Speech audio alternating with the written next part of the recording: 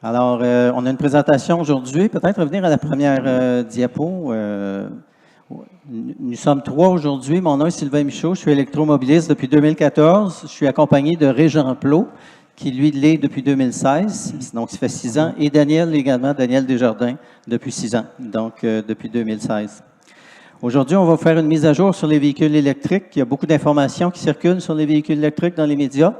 L'information qui est véhiculée n'est pas toujours exacte et on est là justement pour donner une appréciation objective de ce qui est ce domaine-là.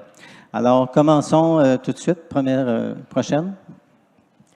Alors, nous sommes tous retraités bénévoles, ça veut dire tout ce qu'on fait, c'est gratuitement.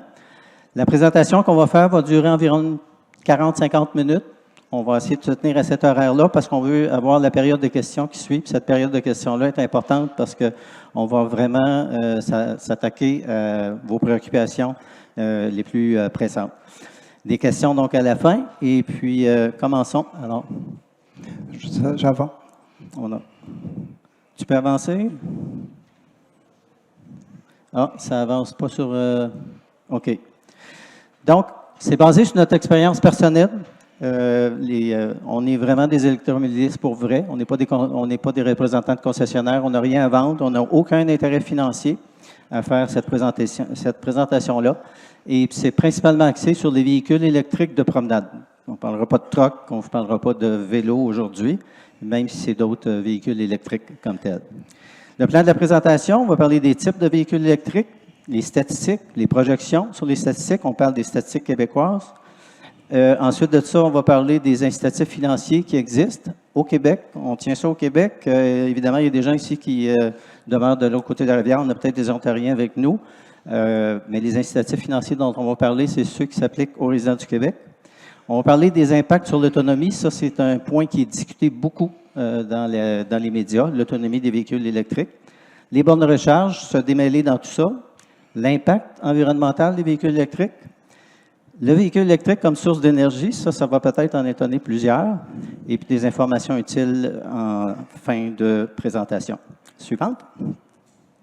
Type de véhicule électrique, il y a 2 grands types de véhicules électriques. Il y a les véhicules hybrides rechargeables. On parle donc de véhicules hybrides. Le mot hybride signifie qu'on a 2 moteurs dans ces véhicules-là. Un moteur électrique et un moteur à essence qui travaillent en combinaison. Ce sont des ce sont des véhicules qui ont une autonomie en pur électrique qui varie entre 20 et 85 km environ. Et quand c'est épuisé, la batterie au niveau de son énergie, ben c'est le moteur à essence qui embarque complètement à ce moment-là. Ça peut se recharger sur du 120 volts ou 240 volts, comme avec des bornes de recharge. On va parler de bornes de recharge plus tard. Les avantages, c'est des frais d'entretien réduits par rapport à des véhicules à essence, des coûts énergétiques qui sont réduits. Ça, c'est important quand le coût de l'essence aujourd'hui est à 2,13 le litre de base. Si vous prenez du super, c'est pire. C'est un compromis électrique-essence. Quand on fait des plus longues distances, il y a des gens qui ont encore l'anxiété de l'autonomie puis qui disent je ne veux pas rester pris si j'ai un véhicule 100% électrique puis ma batterie tombe à plat. Qu'est-ce que je vais faire? Ça prend juste de la prévoyance, on va vous le montrer. Avec les autonomies qu'on a aujourd'hui, on peut facilement aller au 100% électrique. Et les émissions de gaz à effet de serre sont évidemment réduites avec un véhicule hybride rechargeable par rapport à un véhicule à essence. Des exemples de véhicules comme ça, donc prochaine, la Chevrolet Volt en haut à gauche. Ça, c'est un véhicule, parmi un des premiers, c'est GM qui l'a fait vers les années 2010-2011. Régent, c'est bien ça? Oui. Voilà. Et c'est un véhicule qui a à peu près 80 km d'autonomie. Malheureusement, GM l'a discontinué, a arrêté de le produire. Puis ils ont arrêté de le produire au moment où ils ont sorti un véhicule 100% électrique, la Bolt. Et ça, on va en parler tantôt. Les informations que je viens de vous donner par rapport aux caractéristiques se retrouvent dans une brochure qui est ici, qu'on vous offre gratuitement après. En fait, ça fait partie de la campagne de Équiterre, la campagne roulant électrique. Et puis, c'est un livre dont je vais vous expliquer tout de suite au début, hormis les discussions des politiciens, tout ça, là, les discours, les caractéristiques des véhicules électriques, l'autonomie, plein d'éléments par rapport aux véhicules électriques, l'économie d'essence, l'économie des frais d'entretien, tout ça. On va parcourir ça aujourd'hui. Une deuxième partie où on voit par ordre alphabétique au moment de l'impression. Ça, c'est au printemps 2022. C'est l'édition la plus chaude, la plus récente. Par ordre alphabétique de constructeurs, chacun des modèles qui sont offerts qui étaient offerts au Québec. Et en fin de brochure comme telle, donc beaucoup d'informations là-dedans, qu'on ne couvrira pas toutes dans notre présentation, mais qui sont là-dedans. Un tableau ici, sommaire, à la fin de tous ces modèles-là. Donc, c'est quoi leur autonomie, c'est combien ils coûtent, sont-ils applicables pour les subventions, etc. Donc, ça, c'est pour vous. Puis, on aura un deuxième document qui est un document de Hydro-Québec. Donc, le circuit électrique, c'est une filiale d'Hydro-Québec. C'est le principal réseau de bornes de recharge publiques quand on veut se charger ailleurs qu'à domicile au Québec. C'est le circuit électrique. Alors, on vous explique vraiment les bornes là-dessus. Mais nous, on va en parler également, bien entendu. Donc, la Chevrolet Bolt, Ford Fusion Energy, c'en est un aussi, qui a été moins populaire. Le RAV4 Prime et le Toyota Prius Prime. On sait que Toyota, c'est depuis longtemps, c'est son credo, c'est les Prius et c'est les hybrides. Alors, Prius Prime et RAV4 Prime, ce sont des véhicules qui sont rechargeables. Ils ne sont pas seulement que hybrides, ils sont rechargeables. Ça veut dire que la batterie peut être rechargée au moyen d'une prise, au moyen d'une borne, sur du 120 volts ou sur du 240 volts. Malheureusement, ils ne sont pas disponibles. L'attente est d'à peu près 2 ans en ce moment, au moins on 2 dit, chez Toyota. Alors, ils sont populaires, on va le voir tantôt dans les statistiques qu'on a au Québec. Malheureusement, ils ne seront pas disponibles. Mitsubishi Outlander, c'en est un aussi qui est populaire. Ceux qu'on vous a mis là, c'est pas parce qu'on a des Préférence. Pas de préférence. des ristournes avec les fournisseurs comme tel ou avec des marques en particulier. Ce sont les modèles les plus immatriculés au Québec actuellement, selon les statistiques qui existent au Québec actuellement. Hyundai, Tucson aussi, plug-in qui veut dire rechargeable, hybride rechargeable. Le deuxième type de véhicule électrique, c'est les véhicules tout électriques. Donc, ce que vous voyez là comme tableau, vous le retrouvez dans la brochure dont je vais parler tantôt.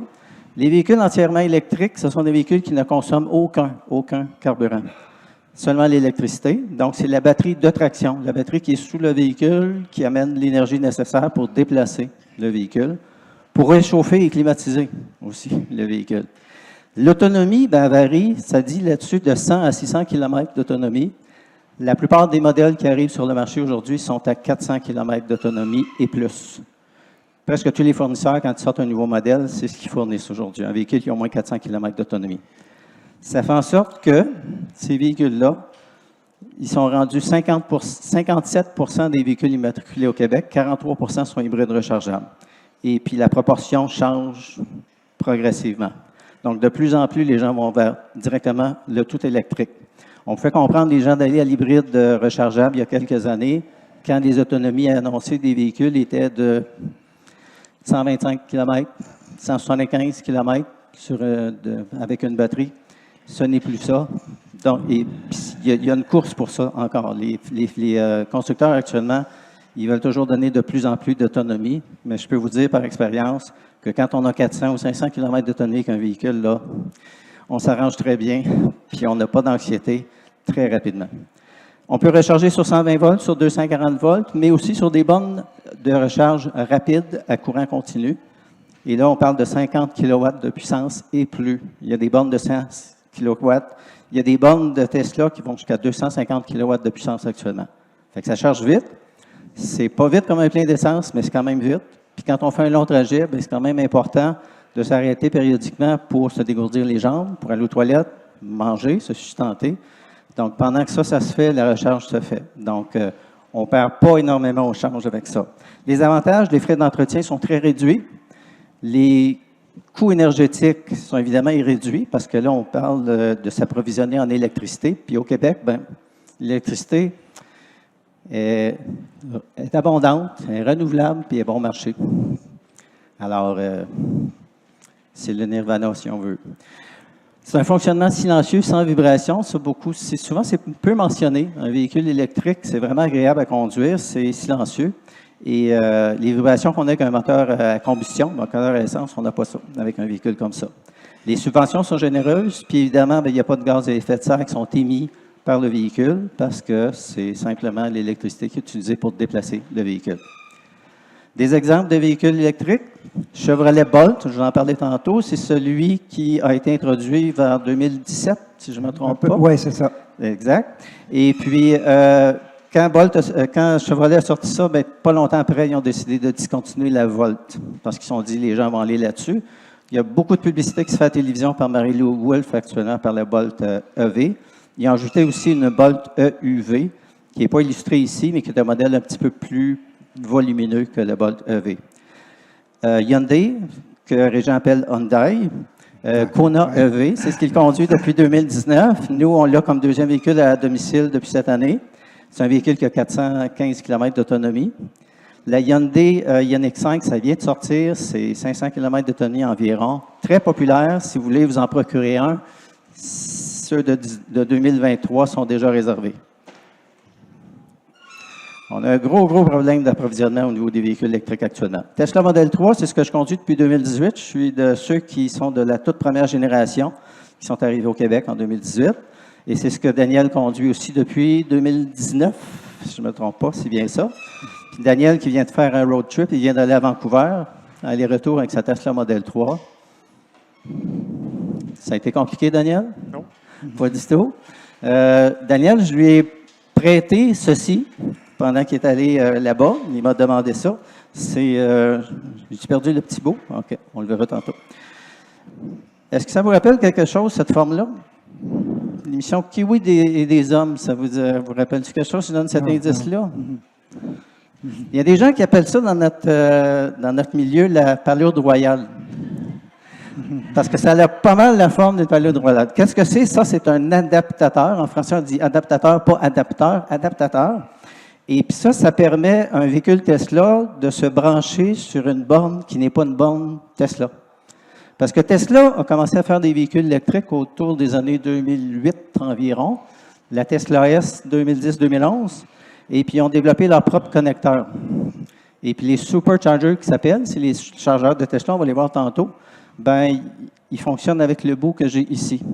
Alors si j'ai un véhicule Tesla, puis je vais aller sur une borne de circuit électrique dont je vous ai parlé tantôt, qui est une grande fierté québécoise, ben je ne pourrais pas me charger directement si je n'ai pas un adaptateur.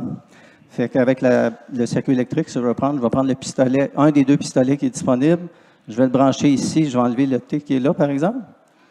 Et je vais le brancher sur ça. Et là, ça, je vais brancher ça dans le port de recharge sur le véhicule, comme tel. Daniel me l'a demandé pour avoir une sécurité au cas où il ne pourrait pas avoir accès au superchargeur, ce qui est arrivé à 2-3 reprises, je pense, pendant tout son trajet. Alors, il y en a quand même beaucoup des bornes rapides. Comme tel. VW, c'est Volkswagen, vous connaissez ça. La ID4, c'est un nouveau modèle, un peu comme la Ioniq 5, qui est arrivé cette année, encore là, très en demande. Vous devez le réserver presque en ligne. En fait, vous commandez chez le concessionnaire, puis vous mettez sur une liste d'attente.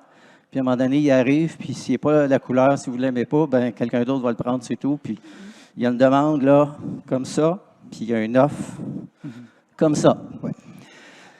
Rivian, ça, vous ne connaissez peut-être pas cette marque-là. C'est un nouveau joueur dans le domaine des véhicules électriques, puis on va en avoir d'autres durant la présentation. Compagnie américaine, si je ne me trompe pas, oui. C'est ça. Et puis qui ont un pick-up. C'est eux autres qui ont sorti le premier pick-up électrique. Vous avez probablement entendu du Ford Lightning, qui est le F-150 version 100% électrique, que M. Biden a conduit, puis qu'on a vu à la télévision. Bien, c'est quelque chose qui est concurrent par rapport à Ford comme tel. Je voulais juste dire que j'ai placé les véhicules dans cet ordre-là, vraiment pour démontrer un peu l'ordre de grandeur. Les deux premiers sont vraiment des 4 places plus. Ceux sur la deuxième ligne, c'est des 5 places, pas de problème. Puis les deux sur la dernière ligne, c'est des plus gros véhicules. Donc, si on regarde à peu près, le Ioniq 5, c'est très grand, c'est extrêmement confortable pour 5. C'est pour ça qu'il est très, très populaire. OK, on passe au prochain, les statistiques et les projections. Les statistiques qu'on vous montre aujourd'hui, c'est les statistiques qui sont issues du site web de l'AVEQ. L'AVEQ, c'est l'Association des véhicules électriques du Québec, une association de bénévoles là, qui existe depuis 2013. Et puis, vous les voyez par ordre de nombre, les véhicules qui sont immatriculés au Québec. Je ne sais pas si vous le voyez bien sur l'écran, il y en a qui sont surlignés en bleu. Et et d'autres qui sont en fond plus pâle. Ceux qui sont en bleu, c'est des 100% électriques. Ceux qui sont fond pâle, ce sont des hybrides rechargeables. Le modèle le plus immatriculé au Québec au 31 mars, ces statistiques-là sortent à tous les 3 mois, puis ils sortent environ un mois plus tard que la date qui est affichée. Donc, évidemment, on n'a pas les statistiques au 30 juin de cette année. Bien, c'est la Tesla Model 3. Et après ça, bon, on est dans des hybrides rechargeables, mais dans le total des modèles, j'avais fait le calcul, je pense que j'en ai à peu près 6 ou 7 qui sont des hybrides rechargeables. On peut les compter, là. En fait, c'est 8, je crois. Et puis, tous les autres, c'est du full électrique. Puis, ma prédiction, c'est que dans 2-3 ans, on va être encore plus dans du 100% électrique. Parce que les gens ont de plus en plus d'assurance qu'avec un véhicule électrique, on peut s'arranger comme tel. Les statistiques sur les bornes maintenant. Alors, on va commencer par parler de... en haut à gauche, vous voyez le chiffre 141 000. Ça, c'est le nombre de véhicules électriques. Ça comprend les 100% électriques et les hybrides rechargeables au Québec, immatriculés. 141 085. Ça, c'est au 30 avril, par exemple, parce que ça sort périodiquement sur le site de l'AVEQ. Donc, on a des données pour le montant total des véhicules électriques à tous les mois. Au Canada, 282 000, ce qui fait que le Québec a à peu près 50% des véhicules électrifiés au Canada. En bas à gauche, c'est là-dessus que je porte mon attention. 843 bornes BRCC. C'est quoi des bornes BRCC? Ce sont des bornes rapides à courant continu. Ce sont nos fameuses bornes qui peuvent donner 50 kW de puissance et davantage. C'est celles qu'on utilise quand on fait des longs trajets. Si vous allez d'ici à Québec, par exemple, vous ne voudrez pas vous retrouver sur une borne qui est de niveau 240 volts comme vous avez à domicile, parce que vous allez attendre longtemps pour une recharge pendant votre trajet, puis ça va allonger beaucoup le trajet. À ces bornes rapides-là, qui sont principalement du circuit électrique, le circuit électrique, là-dessus, en a 650 ou même un peu plus. On se parle. Il y a 222 bornes Supercharger qui sont les bornes spécifiques à Tesla. Un point important à vous dire là-dessus, si Tesla, d'ici la fin de l'année, met en service les bornes qui sont annoncées, il y en aura à peu près 400 en fin d'année au Québec, des superchargeurs. Pourquoi? Parce que quand Tesla installe des bornes, il n'en installe pas une, il en installe 6, il en installe 8 à la fois, des fois 12. Fait que ça va vite. L'autre chiffre ensuite, 6 659 bornes niveau 2. On parle de bornes à ce moment-là qui sont des bornes sur 240 volts. C'est l'équivalent des bornes qu'on a généralement à domicile pour recharger son véhicule. C'est des bornes qui sont situées souvent dans des centres commerciaux, dans des CEPAC, dans des endroits comme une bibliothèque ou tout ça, des bornes où on va laisser le véhicule charger tranquillement. Tu veux ajouter? Non, ça va. Va bien. Au niveau statistique, toujours la progression des véhicules électriques. On a un tableau aussi, c'est toujours extrait des statistiques de l'AVEQ. Alors, on peut voir la progression. En bas à gauche, on est en 2013, en décembre. C'est la première fois qu'on avait un chiffre. On est autour de 2500. Moi, j'ai commencé en 14, là, fait que au mois de mai. Fait qu'on était à peu près peut-être 4000 véhicules électriques au Québec. Il y avait pas mal d'hybrides rechargeables à ce moment-là, des Chevrolet Volt aussi. L'offre n'était pas très grande, il n'y avait pas beaucoup de modèles. Et puis là, bon, on progresse actuellement, puis on est rendu à 141 000 qu'on a vu tantôt au 30 avril. Mais le chiffre que vous voyez, le dernier point en haut à droite, c'est au 31 mars. Ça va avec les statistiques qu'on vous a montrées avec tous les modèles tantôt. L'objectif pour le Québec, c'est qu'en 2026, on soit rendu à 600 000 véhicules électriques. Ça comprend toujours les deux familles, les hybrides rechargeables et les 100% électriques. Et 1 million en 2030, comme tel. Je ne me trompe pas trop là-dessus. C'est bien ça. Parfait. Alors ça, c'est au Québec. Je vais vous montrer maintenant ce qui se passe dans le monde. Parce que souvent, on va vous dire, on l'a vu tantôt, au Québec, là, on a 50% à peu près des véhicules électrifiés qui sont au Canada. Mais ce que vous voyez à gauche, le chiffre, au premier trimestre qui vient de passer, on a ces statistiques-là qui sont sorties récemment, 8,3% des nouveaux véhicules, toutes catégories confondues, étaient électriques au Canada. Au Québec, c'était 13%. On est en avance sur la moyenne canadienne. En Ontario, ce n'est pas indiqué là-dessus, c'était autour de 5, je pense, 5 à peu près. Mais en Colombie-Britannique, c'était 17 Donc, 17 des nouveaux véhicules, 1 sur 6 vendus en Colombie-Britannique, étaient comme ça.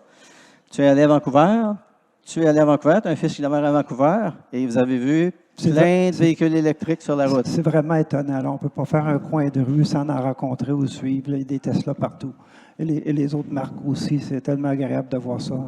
Mm. Ouais. Alors, on peut se dire qu'on est le leader en Amérique du Nord, au Québec, au niveau des véhicules immatriculés. Mais qu'en est-il dans le monde? Bien, vous avez un tableau qui le montre là. Le leader mondial, c'est la Norvège. C'est la Norvège qui vient de tenir un symposium, d'ailleurs, sur les véhicules électriques. Et puis, eux, ils ont la part de véhicules dans les ventes. En 2020, 74,8, mais plus récemment, on est plus haut que ça. Hein? On est dans le 85 de ce qu'on lit, à peu près, 85-90 C'est presque seulement ça. Ils ont là-bas un système de bonus-malus qui fait que quand on achète un véhicule électrique, on a des économies de taxes, on a des coûts vraiment avantageux. Puis quand on achète un véhicule de combustion, on est pénalisé, mais très fortement. Vraiment, beaucoup, beaucoup, beaucoup. Donc, vous pouvez regarder ces statistiques-là puis voir que, dans le fond, on est peut-être leader en Amérique du Nord, mais l'Amérique du Nord, ce n'est pas un leader mondial, mais vraiment pas. Les ventes de véhicules dans le monde, si on passe à la prochaine, veux-tu aller là-dessus, toi, Régent? Oui, c'est ça. On voit à peu près à chaque mois. On regarde les dernières années, 2018 à 2022, puis on voit qu'il y a une augmentation mensuelle vraiment à chaque année importante. Ça, c'est le début 2022, donc les 2 premiers mois, on n'a pas comptabilisé les autres.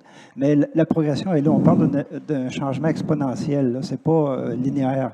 Exponentiel, ça va de plus en plus vite et puis les gens vont être surpris de voir à quel point le changement s'en vient, là, ceux qui ne s'y attendent pas. Donc, ça, c'est quand même février dernier. On est 16 millions déjà dans le monde comme tel. OK. Continuons. Alors, les avantages des véhicules électriques. Bien, toujours pris de la brochure Roulant électrique, qui est la campagne que Équiterre fait depuis quelques années et dont la porte-parole est Christine Beaulieu, celle qui a fait la pièce « J'aime Hydro ». Voilà. Très bonne pièce en passant, qui va revenir dans l'Outaouais l'an prochain, me dit-elle. On regarde le véhicule à essence. La mensualité, quand on achète un véhicule à essence, je ne sais pas si tu peux le pointer comme tel, c'est en haut à gauche. C'est moins élevé quand on a le coût d'acquisition d'un véhicule à essence. Mais après ça, il faut y ajouter les frais d'entretien. C'est la partie plus foncée au centre. Et puis la partie complètement à droite, bien, c'est l'énergie. Donc, c'est l'essence pour un véhicule à essence. Quand on fait la sommation des trois, bien, vous allez voir qu'il y a une économie à faire quand on va à l'hybride rechargeable, puis on a une économie supplémentaire qui se fait quand on est dans le tout électrique. Alors, quand on vous parle de véhicules électriques, ce qu'on me dit toujours, c'est « Ah oui, mais c'est pas achetable. On ne peut pas acheter ça, c'est bien trop cher, c'est des millionnaires. » Alors, nous sommes des millionnaires. La belle-fille qui est ici, c'est une millionnaire. Puis, il y a peut-être des gens dans la salle, j'aimerais savoir. C'est quelque chose que je voulais faire au départ, voir dans la salle, on est à peu près une trentaine de personnes. Combien de gens ont déjà un véhicule électrique? Sophie, je le savais. Donc, 2 personnes. Combien de gens ont déjà eu l'occasion d'aller dans un véhicule électrique, d'accompagner quelqu'un dans un véhicule électrique? Ah. Okay. Puis c'était le fun ou vous avez aimé ça? OK. Vous avez l'occasion de le faire encore cette année parce qu'il y a des événements qui sont faits par l'Association de véhicules électriques régulièrement. Puis il y en a un justement la fin de semaine prochaine au Parc des Cèdres à Aylmer, dans le cadre de l'Outaouais en fête. Ça va se tenir le samedi. Et il va y avoir la tente de l'AVEC qui va être là, puis c'est de 10h à 16h. Et j'allais dire optométristes, parce que c'est ma formation, des électromobilistes bénévoles viennent avec leur propre véhicule, puis font profiter les gens qui veulent le faire d'essais routiers gratuits à bord de leur véhicule. Ça leur permet de partager leur expérience, de partager leurs connaissances aussi, et de donner un portrait réel, concret de ce que c'est l'expérience en véhicule électrique. Ce qui n'est pas toujours le cas quand on va aller chez un concessionnaire. Malheureusement, chez les concessionnaires, souvent aussi, on a affaire à des conseillers à la vente qui connaissent peu ces véhicules-là. Oui. Sylvain, je te dis, tu m'as demandé de surveiller le temps. Il va juste falloir accélérer un peu parce qu'on a beaucoup de positives. Excellent. tu fais bien de le dire. De toute façon, ce que vous voyez comme tableau-là, ça se retrouve dans la brochure. L'avantage énergétique, ici, on a un comparatif qui a été fait au moment de l'impression et c'est basé sur un prix de 1,75 le litre d'essence. Pouvez-vous en avoir aujourd'hui? Je ne pense pas. Et sur une consommation de 9,3 litres au 100 km. Et ça revient à 8 fois plus cher dans ce cas-là, rouler avec un véhicule d'essence par rapport à un véhicule électrique. Le prix du kilowattheure au Québec à domicile, c'est environ 10 sous le kilowattheure. La capacité d'un véhicule électrique, c'est en kilowattheure. Une batterie, c'est en kilowattheure. Tandis que c'est dans un véhicule à essence, ben, c'est des litres. C'est 40 litres, 50 litres, 60 litres. Les avantages au niveau de l'entretien d'un véhicule électrique, bien évidemment, le coût de l'entretien, il n'y a pas de changement d'huile sur un véhicule comme ça. Il n'y a pas de système d'antipollution. Il n'y a pas l'usure des freins beaucoup moindre parce qu'on a ce qu'on appelle le freinage régénératif avec un véhicule électrique. Ça veut dire quoi? C'est que quand vous pèsez sur une pédale, j'ai presque dit à gaz, mais je vais dire sur l'accélérateur. Quand vous pèsez sur l'accélérateur, vous accélérez d'une façon continue. Il n'y a pas de transmission avec un véhicule comme ça, donc ça se fait vraiment de façon linéaire. Et quand vous relâchez la pédale d'accélérateur, ben, il y a un frein moteur qui se fait automatiquement et ça permet de faire une moins grande usure de frein. Il y a plusieurs personnes qui ont un véhicule électrique qui ont fait 200 000 km avec le même set de frein. Alors, c'est vous montrer que c'est quand même très intéressant. La mécanique est beaucoup plus simple. L'image que vous voyez là-bas, je ne sais pas si vous la voyez bien, j'ai pris ça sur Facebook il y a quelques jours.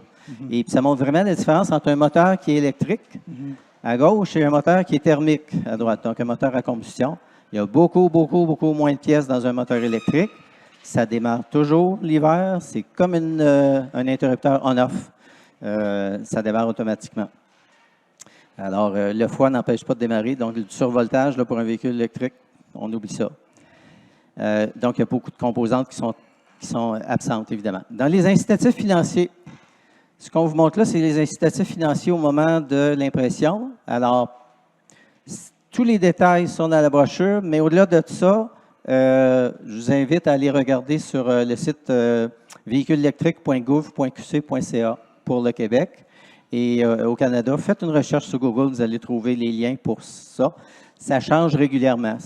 Au point où, le 1er juillet qui vient, la subvention de 8 000 pour un véhicule tout électrique passe à 7 000 $. Elle diminue à 7 000 $, mais ça s'applique seulement dans 11 jours d'ici.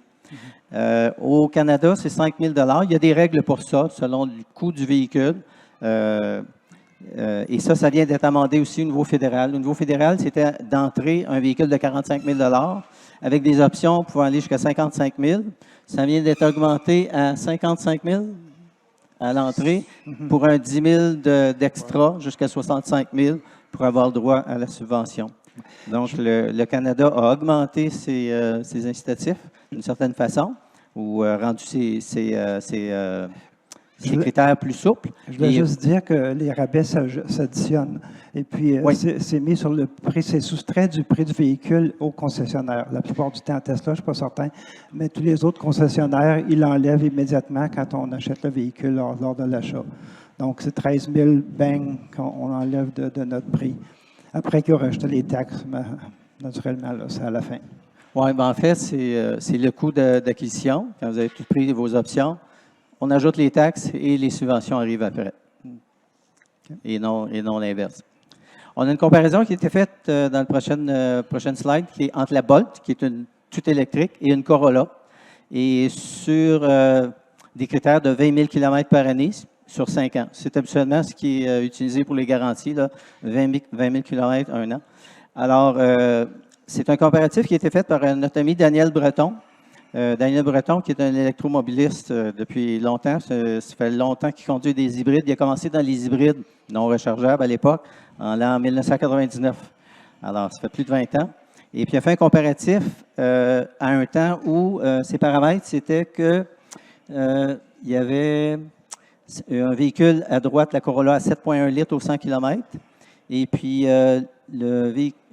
qu'est-ce que j'ai? Et à 1,50 le litre à ce moment-là, au moment où il l'a fait. Parce que ça a été fait, cette chose-là, ce comparatif-là, l'année passée, je crois. Ça, c'était avant la montée du prix de l'essence. Fait qu'aujourd'hui, ça sera encore plus avantageux. Donc, c'est vraiment possible de confirmer que déjà aujourd'hui, c'est plus avantageux si on prend en compte toutes les subventions d'aller avec un véhicule électrique, si on prend un crayon papier puis, ou une calculatrice puis qu'on regarde qu'est-ce qu'il y en est de ça. L'autonomie des véhicules électriques. On est rendu où là-dessus? Bien, vous avez à gauche les modèles qui sont disponibles au Québec. Il y en a plusieurs. Tesla se retrouve là, la nouvelle Mustang Mach-E, la Ioniq 5, on en a parlé tantôt, la Kia EV6 qui arrive cette année, puis que vous êtes chanceux si vous allez en avoir une compagnie que vous ne connaissez peut-être pas qui s'appelle Polestar. Et tout ça, vous voyez que c'est tous des chiffres qui sont autour de 400 km et plus d'autonomie, d'entrée de gamme. Et puis, il y a des nouveaux modèles qu'on vous montre à droite, où on a même un modèle qui est annoncé, le Aptera, là, en haut à droite, où il y aurait 1000 km d'autonomie avec un véhicule comme ça. Donc, il y a vraiment une course qui se fait actuellement auprès des constructeurs.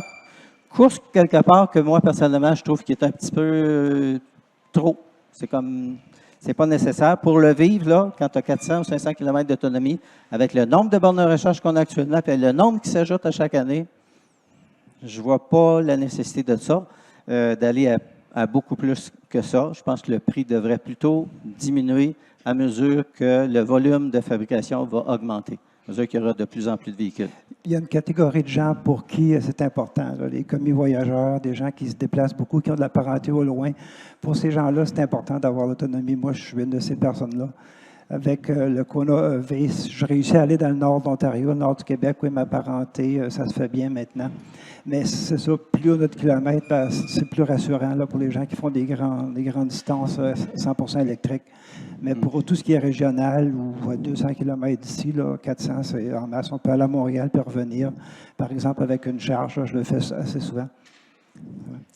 L'impact sur l'autonomie. Quels sont les facteurs qui vont affecter l'autonomie? Bien, la température. Évidemment, la température froide, si vous n'avez pas entendu parler que la température froide diminuait l'autonomie des véhicules électriques, mais c'est également le cas pour les véhicules à essence. On le remarque moins qu'un véhicule à essence parce qu'on a, sur le véhicule à essence, on a un F, puis on a un E, puis quand la petite ligne rouge est arrivée proche du E, on fait le plein. Mais on n'a pas toujours une indication sur c'est quoi notre consommation, mais l'hiver aussi, ça prend plus d'énergie pour déplacer un véhicule à essence. Le vent, la vitesse du véhicule. Moi, je me prenais en véhicule électrique. J'ai commencé en 2014 avec un véhicule à peu d'autonomie, à peu près 125 km d'autonomie sur une charge par température idéale. Et si tu conduis à 100 km/h, mais que tu as un vent de face de 20 km, c'est comme si tu roulais à 120 km/h. Alors, j'ai appris à gérer mon autonomie puis à être assez prudent et assez conservateur dans mon autonomie pour dans ma façon de conduire. Alors, les gens qui conduisent très vite, qui accélèrent très, très rapidement, qui freinent à toute dernière minute, ils vont user davantage le véhicule puis ils vont avoir moins d'autonomie. Donc, le style de conduite est important. La variation d'altitude, évidemment, quand vous allez en montée, vous allez consommer plus d'énergie, mais quand vous allez redescendre, vous allez regagner de l'énergie par le freinage régénératif. La charge aussi, plus qu'il y a de personnes dedans, de bagages dans le véhicule, évidemment, vous avez une plus lourde charge, bien, vous allez faire moins loin. Oui, je voulais juste mentionner, le petit dessin ici à droite est vraiment important. On entend trop souvent parler dans les médias RPM aussi, puis tout ça, qu'un véhicule électrique, ça perd d'autonomie en hiver, ça va être épouvantable, et puis tout ça. C'est certain qu'on va perdre plus d'autonomie qu'un véhicule à essence. Mais d'un autre côté, on regagne beaucoup durant l'été, printemps, automne. On fait plus que ce qui est annoncé par le constructeur. Le Kona EV, par exemple, que j'ai en été, je peux facilement aller chercher 500-550 km durant l'été en ville, même jusqu'à 600 parfois. Donc, c'est un avantage, mais on ne le mentionne jamais. Mais là, c'est assez clair, on le voit avec l'image qu'il y a plus d'autonomie que ce qui est annoncé par le manufacturier quand il fait beau, quand il fait chaud. L'hiver, bien, c'est certain qu'on va en perdre, puis il faut planifier un peu plus. Il faut aussi savoir que tous les véhicules sont comparés les uns aux autres selon des normes très strictes. C'est les normes EPA qui s'appliquent en Amérique du Nord.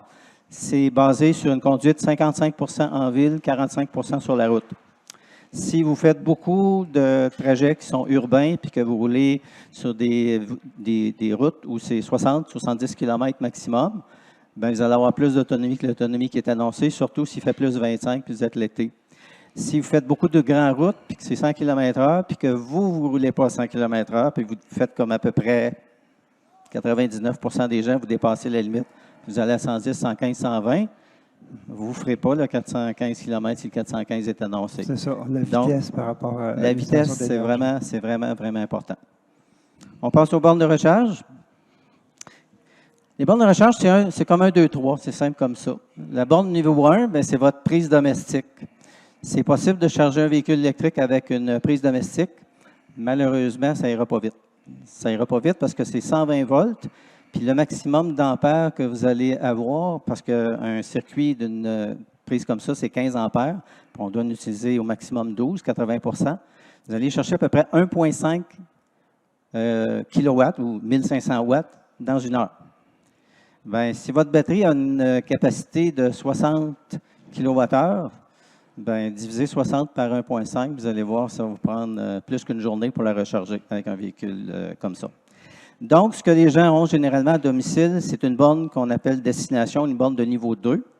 C'est du 240 volts. Il y en a qui sont illustrés là, sur la diapositive. Et puis, c'est une borne qu'on a à la maison où sont les bornes publiques. On parlait tantôt qu'il y a à peu près 6600 bornes publiques niveau 2 au Québec. Il y en a davantage à domicile. C'est ce que j'ai chez nous depuis longtemps. Ce ne sont pas des bornes, les 240 volts, qui sont des bornes pour faire des longs voyages comme tels. Quand vous faites un long voyage, on va dans le niveau 3, c'est dans les rapides. Là, on ne parle plus de courant alternatif, on parle de courant continu. 400 volts, puis de l'ampérage, il y en a beaucoup. Il y en a beaucoup. Ça peut être 125 ampères, 200 ampères, voire davantage. Et ce qui s'en vient, puis c'est déjà commencé, puis il y a des véhicules qui le permettent, c'est des véhicules qui vont permettre 800 volts. Fait que cette course-là à la vitesse et que les constructeurs font actuellement, une course vers ça, fait en sorte que de plus en plus, on va s'approcher du temps que ça prend pour faire un plein d'essence. Mais ça sera un plein électrique avec les véhicules. Où on les trouve, ces bornes-là? Votre véhicule, normalement, va vous montrer les bornes qui sont les plus près. Chaque véhicule est différent selon la marque à ce niveau-là. Mais il y a des applications web qui existent. Le circuit électrique d'Hydro-Québec a sa propre application qui vous permet de savoir où sont les bornes, qu'ils soient de niveau 2 ou de niveau 3, donc de 250 volts ou rapide. Est-ce qu'elles sont en temps réel occupées, non occupées? Combien ça coûte? Est-ce qu'il y a des choses autour des restaurants, des toilettes? C'est tout là sur l'application du circuit électrique. Donc, la brochure dont je vous parlais tantôt du circuit électrique parle de ça. Charge Hub, ça c'est une compagnie québécoise qui regroupe plusieurs fournisseurs de bornes de recharge publiques, dont le circuit électrique. Mais il y a d'autres réseaux. ChargePoint, Flow, il y en a plusieurs, il y en a des dizaines. Des dizaines Ivy, il y a Ivy en Ontario, c'est ça. Il y en a énormément. Et c'est des applications qui sont mondiales. Là. Vous avez accès à la carte, puis, et puis il y a toujours des petits icônes avec des couleurs différentes. Enfin, il y a une légende qui vous dit est-ce qu'on parle d'un niveau 2 ou niveau 3.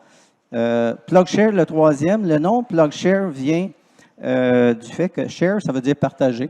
Alors, quand ça a commencé, les débuts des véhicules électriques, il y a des gens qui partageaient leur propre borne à la résidence parce qu'il n'y avait pas beaucoup de bornes de recharge publiques. Et ils mettaient sur une carte comme ça, sur cette application-là, leur résidence, puis leur numéro de téléphone pour que les gens puissent vérifier s'ils pouvaient se recharger à leur profiter d'une recharge gratuite ou pas gratuite, mais chez quelqu'un qui utilise un véhicule électrique. Alors, aussi comme Charge Hub, c'est une application qui regroupe plein de réseaux. Alors, ça, c'est des exemples de cartes qu'on vous montre. L'impact environnemental maintenant, bon. Ce que je vous montre là, je pense que ici, dans le contexte d'Écosphère Gatineau, je ne pense pas que j'apprends grand-chose à personne. C'est les émissions de gaz de CO2 sur la planète depuis, ça commence il y a plusieurs siècles, puis dans le fond, ça a été une affaire qui était beaucoup de ce siècle, le siècle dernier, là, avant même l'an 2000, puis ça s'accélère. On est rendu à plus que 410 ppm de CO2. 416. 416. Donc, pourquoi qu'on fait ça? Pourquoi que je conduis électrique personnellement? Pourquoi on conduit électrique? Bien, c'est à cause de ça. On a un problème vraiment significatif sur la planète. On en entend parler tous les jours. Et puis, pour moi, puis pour beaucoup de gens, bien, les véhicules électriques, c'est un moyen concret. Pas le seul, c'est pas la solution, mais c'est une des solutions, moyen concret pour lutter contre les gaz à effet de serre. La contribution du transport au Québec pour les GES, c'est tiré énergie de HEC Énergie de M. Pinault, l'économiste.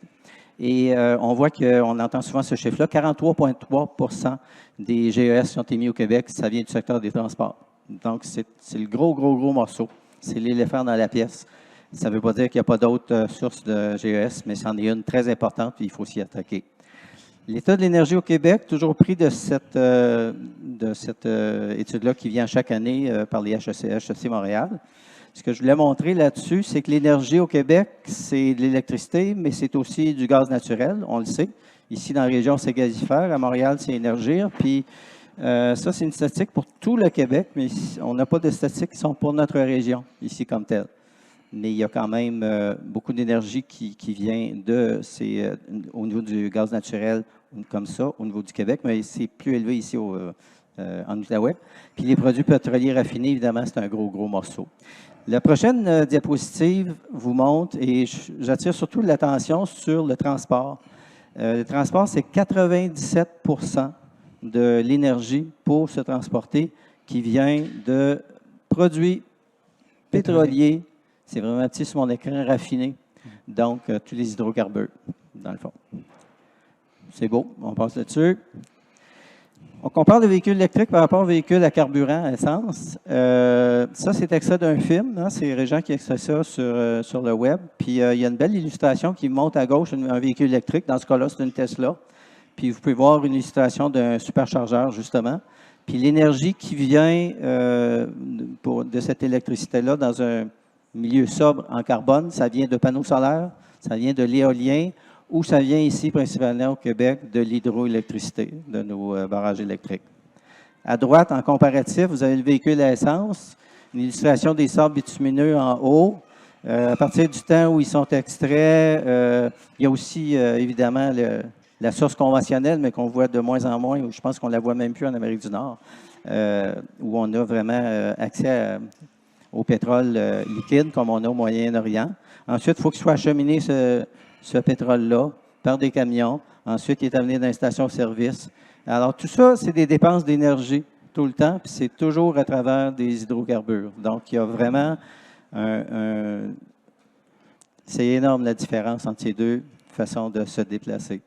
Il y a une analyse, la prochaine diapositive, qui a été faite par le CIREG en 2016, qui montrait qu'après 300 000 km, les véhicules électriques ont environ 80 moins d'impact environnemental, que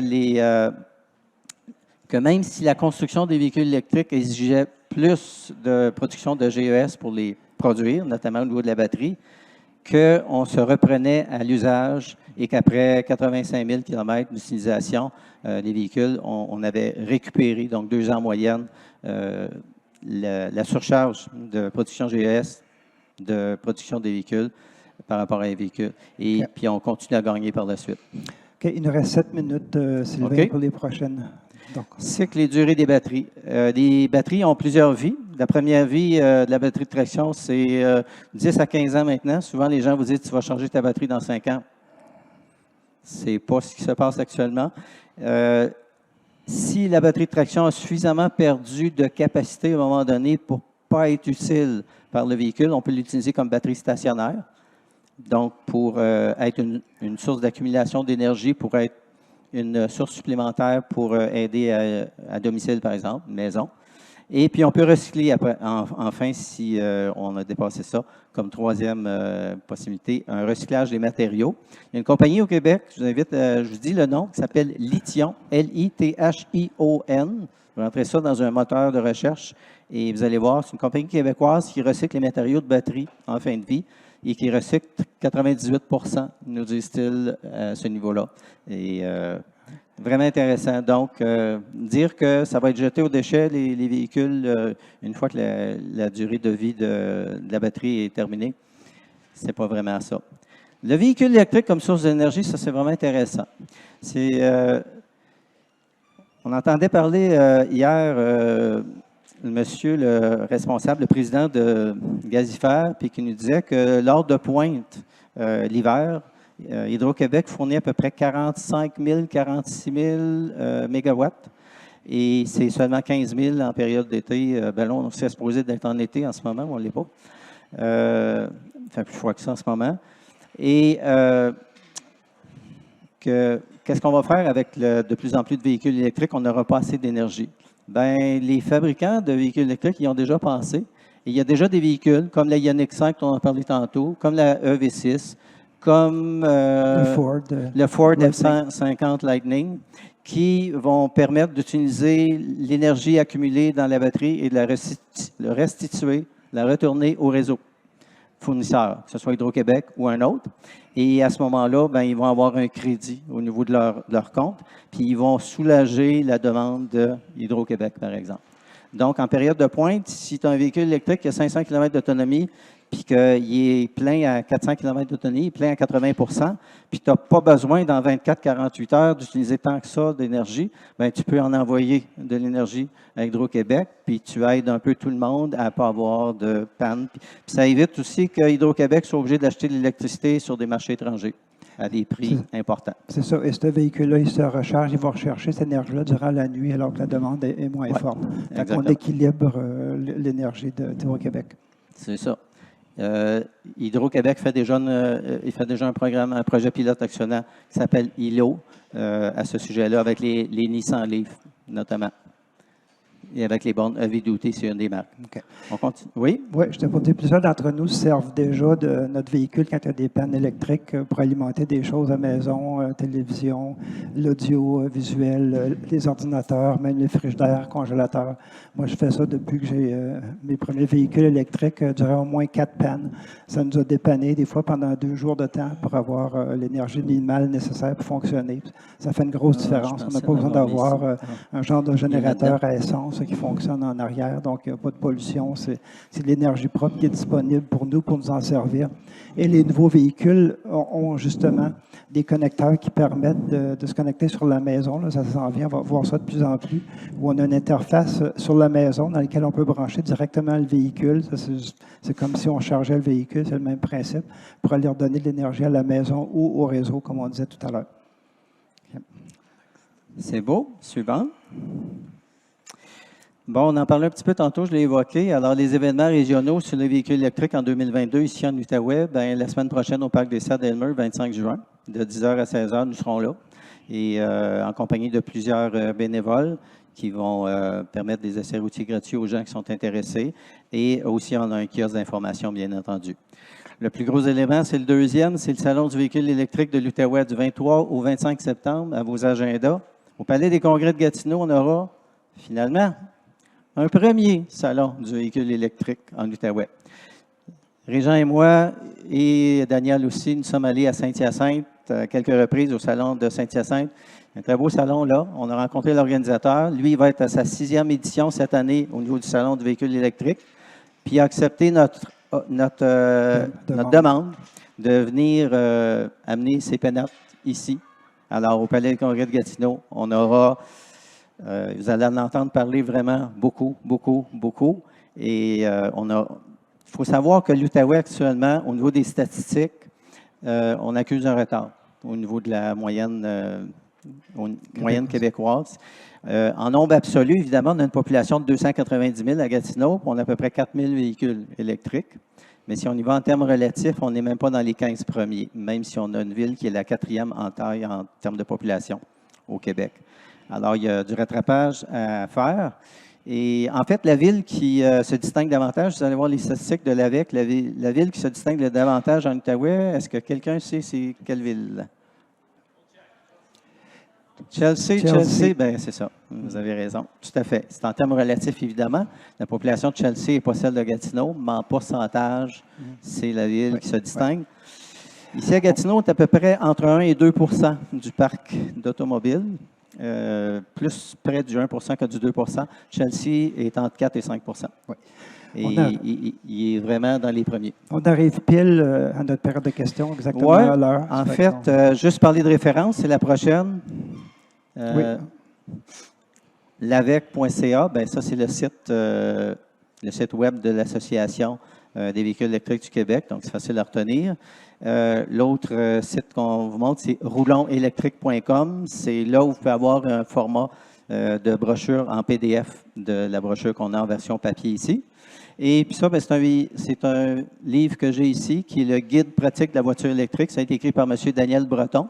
Et c'est un livre qui est disponible en librairie, évidemment. On n'a aucun intérêt financier à ça. Moi, j'ai aucune cote pour vous parler de ça.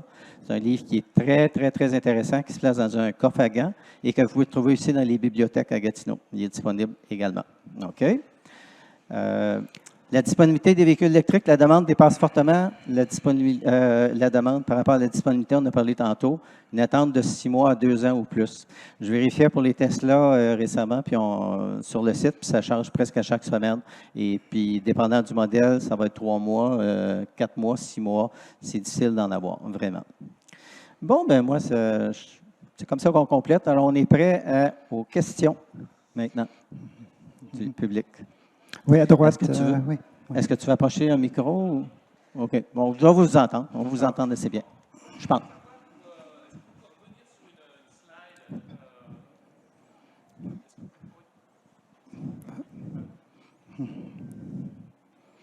Je peux le répéter. Tu veux qu'on revienne sur une slide?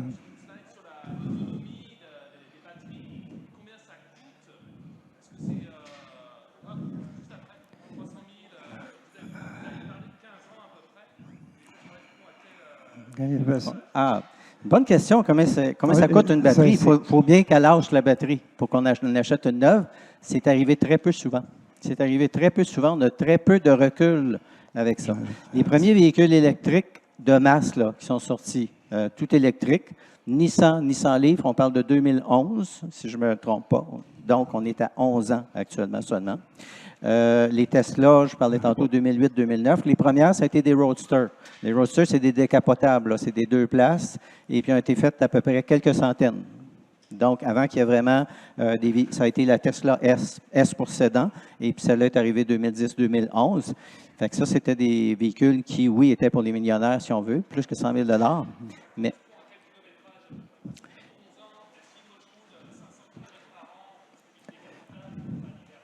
non, c'est ça. Pour une personne qui fait 20 000 km par année, si on regarde sur 7 ans, qui est la période de garantie du constructeur, bon, ben, on regarde à 140 000 km.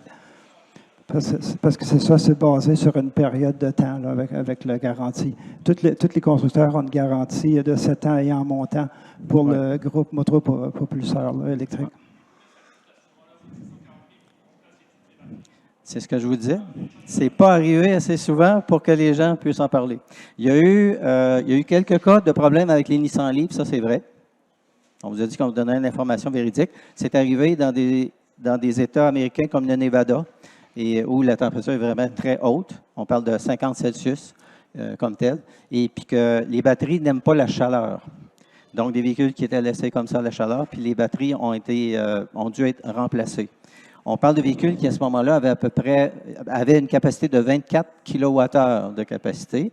Donc, de mémoire, puis ça coûtait une batterie peut-être. Mais ça n'a vraiment pas d'importance parce que le prix des batteries a diminué énormément. Je pense qu'il a été divisé par un facteur de 10 dans les derniers 10 ans. Peut-être 2 000 $, 3 000 $, je dirais quelque chose. Oui, par batterie. Non, je parle de toute la batterie. Le bloc batterie? Mais aussi, on peut réparer les batteries. On n'a pas besoin de toute la changer. Là, il y a des compagnies qui se spécialisent dans ça. Ils changent juste des modules. Ça peut coûter une couple de centaines de dollars pour remplacer un module de batterie.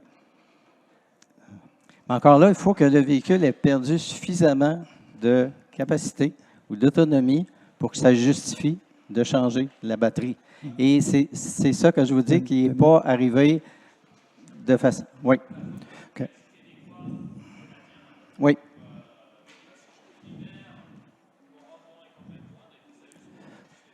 Non, c'est le contraire. Ça n'use pas la batterie, le froid. Non. Oui. C'est ça. Oui, mais on ne parle pas de durabilité de batterie, là. On parle de l'autonomie permise avec une charge complète en vertu de la température. C'est de ça dont on parle. Et la batterie se protège toujours. Quand on tombe à moins 17 Celsius et moins, la batterie d'elle-même se prend de l'énergie pour se maintenir en température. Donc, le froid n'est pas quelque chose qui va user une batterie. Il reste à peu près 2 minutes. Là, l'organisateur m'a fait signe. J'ai vu madame avait une question.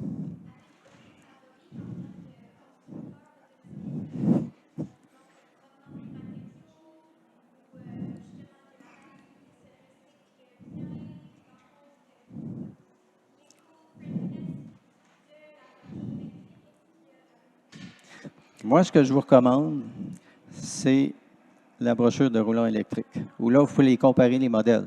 Parce que moi, j'aime la Tesla. Régent ne l'aime pas parce qu'on s'assit bas dans une Tesla. Elle est très technique aussi, il y a moins de boutons, tout ça. Alors, ça dépend. Vous pouvez avoir une famille, vous avez 2, 3 enfants, vous avez besoin d'espace. C'est pas la même chose. Alors, chacun a ses propres besoins. Donc, de dire qu'il y en a un qui se démarque et qui est mieux que tout, Mais c'est des préférences. certains constructeurs font plus d'efforts que d'autres. Il y a Ocean, il y a un produit Ocean qui est entièrement tout du recyclé maintenant qui sort aux États-Unis. Il y a certains constructeurs qui font des gros efforts pour les matériaux, par exemple pour les sièges, ces choses-là. Peut-être, je ne sais pas, Volvo en Europe sont plus conscients de ça, mais vous pouvez faire des recherches sur ça. Là, on ne les connaît pas par cœur. Moi, je n'ai pas de préférence. Je pense que quand on roule électrique, on a déjà fait un pas vraiment important, puis on a déjà diminué notre empreinte. C'est ce qui est le plus important. Moi, je vous dis, informez-vous. Plus que vous vous informez avant de faire le choix, vous risquez de faire, pas vous risquez, vous allez faire le choix le plus approprié pour vous. La chose que je déconseille, c'est un achat impulsif. Rapidement, je dis, OK, j'aime cette marque-là, c'est là-dessus que je vais. Puis se retrouver après avec un modèle, puis on dit, avoir su. Ben oui, il y a des choses à apprendre. Oui. OK. Oui, okay. Ou on peut se on va parler être à en dehors l'extérieur. aussi. Si vous voulez nous parler après, Ouais. on va être là. Okay. Merci. Merci.